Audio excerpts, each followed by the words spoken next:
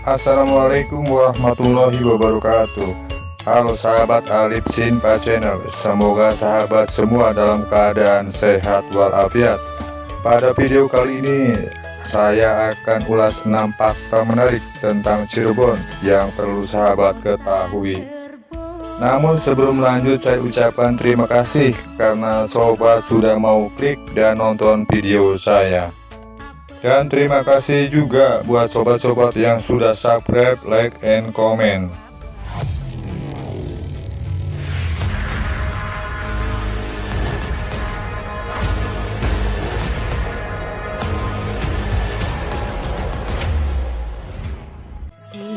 Cirebon adalah salah satu kota yang berada di Jawa Barat, letaknya di pinggir pantai utara Jawa dan terkenal sebagai kota udang.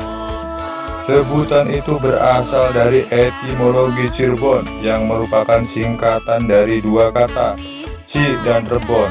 Dalam bahasa Sunda, ci atau cai berarti air, sedangkan rebon berarti udang.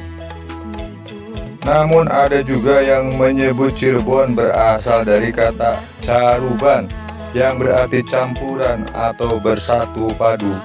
Alasannya karena masyarakat Cirebon terdiri dari berbagai macam suku seperti dari Jawa, Melayu, Sunda, Cina, dan Arab. Melansir dari berbagai sumber, berikut fakta-fakta menarik tentang Cirebon yang perlu untuk diketahui. 1. Tempat penyebaran Islam. Selain dijuluki kota udang, Cirebon juga dijuluki sebagai kota para wali karena tempat penyebaran Islam yang dibawa oleh salah seorang dari Wali Songo. Sosok penyebar Islam di sana bernama Fatahillah atau Syekh Syarif Hidayatullah yang lebih dikenal sebagai Sunan Gunung Jati. Pada masa Sunan Gunung Jati, peradaban Islam di Cirebon mencapai masa kejayaannya. Bukti-bukti kejayaan Syarif Hidayatullah di Cirebon selain terlihat dari sisi keagamaannya, yaitu yang bersifat rohaniah seperti penyebar Islam, juga dapat dilihat Keraton Kasepuhan disebut-sebut sebagai pusat pemerintahan pada zaman dahulu, yang kemudian dipecah menjadi beberapa bagian. Sementara Keraton Kanoman identik dengan warna putih di setiap bangunannya, sedangkan bentuk arsitektur Keraton Kacirebonan tidak jauh berbeda dengan Keraton Kanoman. Saat ini, Keraton Kacirebonan hanya dijadikan tempat singgahnya para keturunan raja-raja tempo dulu. Keraton Kanoman ini menjadi tempat khusus bagi orang-orang yang ingin belajar ilmu agama, seperti yang ada pada pondok pesantren di tanah air. Keraton Kasepuhan merupakan keraton terbesar di kota Cirebon.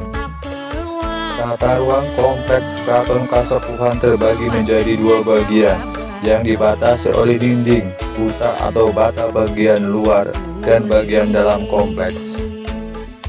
Bagian luar kompleks keraton terdapat Masjid Sang Cipta Rasa, alun-alun, bangunan Pancaratna, dan Pancaniti. Sementara bagian dalam kompleks keraton yang berada di dalam dinding kuta terbagi dalam 4 zona. Setiap zona dibatasi oleh dinding dan pintu. Zona pertama sebagai area publik. Untuk masuk area ini harus melewati jembatan atau kretek dan gerbang Pangrawit. Zona kedua sebagai area transisi, dimasuki melalui pintu atau regol Panggada. Zona ketiga, zona semi privasi, sebagai tempat sultan bekerja dan menerima tamu. Zona terakhir merupakan area privat, tempat tinggal sultan dan keluarganya. Area ini hanya boleh dimasuki oleh orang-orang tertentu. Hal yang menarik ketiga yaitu Masjid Sang Cipta Rasa. Seperti disebut pada poin kedua, Masjid Agung Sang Cipta Rasa berada di bagian luar Keraton Kasepuhan. Masjid Agung ini dibangun pada tahun 1498 oleh Wali Songo atas prakarsa Sunan Gunung Jati. Pembangunannya dipimpin oleh Sunan Kalijaga dengan arsitek Raden Spat dari Majapahit bersama dengan 200 orang pembantunya dari Demak. Masjid ini dinamai Sang Cipta Rasa karena merupakan pengejawantahan dari rasa dan kepercayaan. Penduduk Cirebon pada masa itu juga menamainya Masjid Pakungwati karena terletak dalam komplek Keraton Pakungwati. Sekarang masjid ini terletak di depan Keraton Kasepuhan. Masjid Sang Cipta Rasa memiliki makna bangunan yang agung yang sengaja dibangun untuk digunakan untuk beribadah. Hal ini tercermin dalam 3 kata yang mewakili nama masjid, yaitu Sang yang berarti keagungan, Cipta bermakna dibangun, dan Rasa berarti digunakan. Jadi perhatikan, gaya arsitektur masjid mengambil perpaduan gaya Jawa dan Hindu Majapahit. Hal ini bisa dilihat dari gapura di bagian halaman masjid yang biasa terdapat pada bangunan pura. Sedangkan serambi dan atap masjid menyerupai rumah joglo, yaitu rumah adat masyarakat Jawa.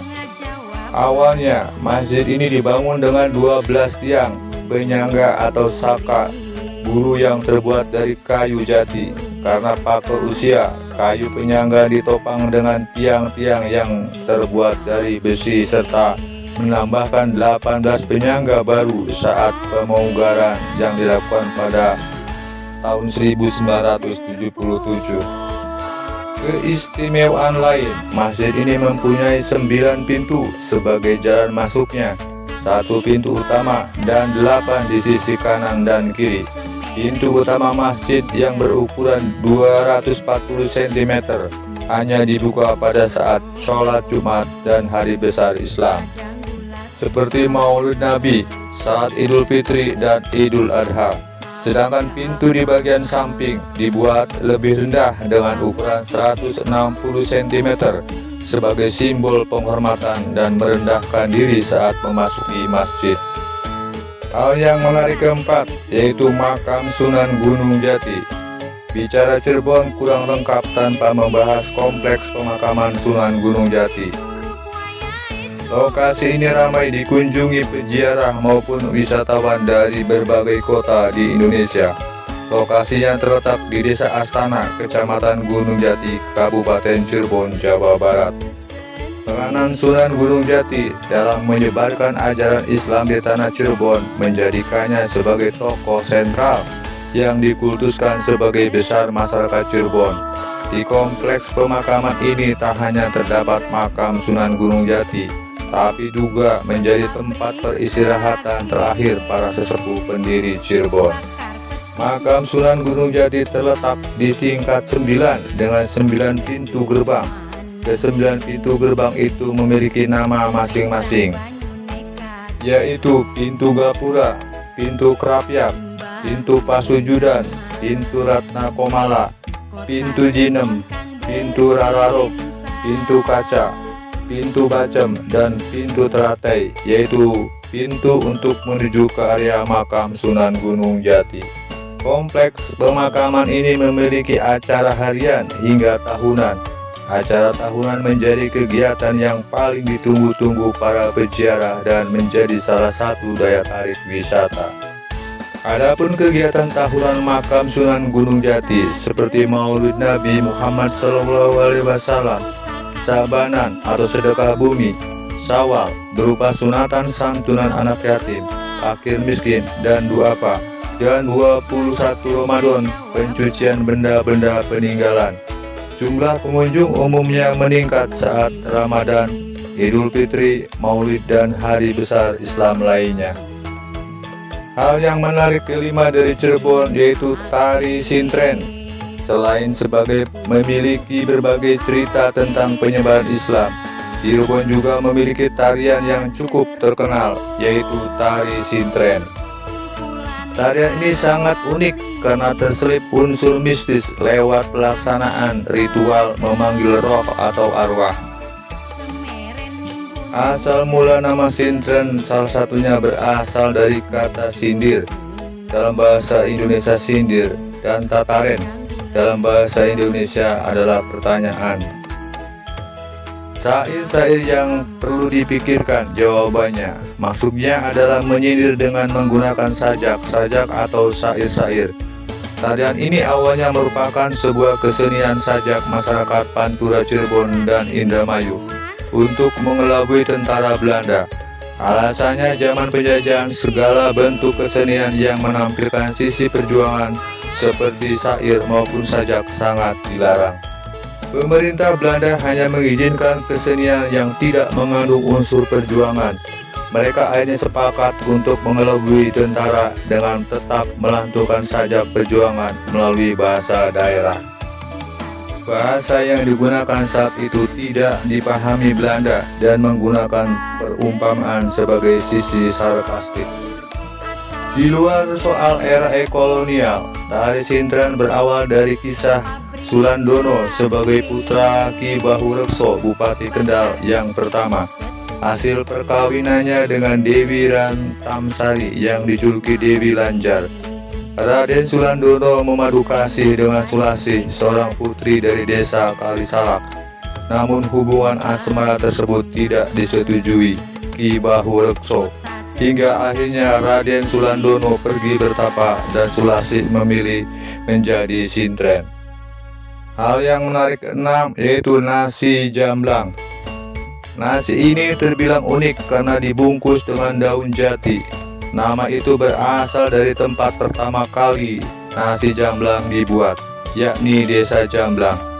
Nasi ini muncul bersamaan dengan tindak kerja paksa pembuatan jalan raya Trans Jawa dan masa Belanda.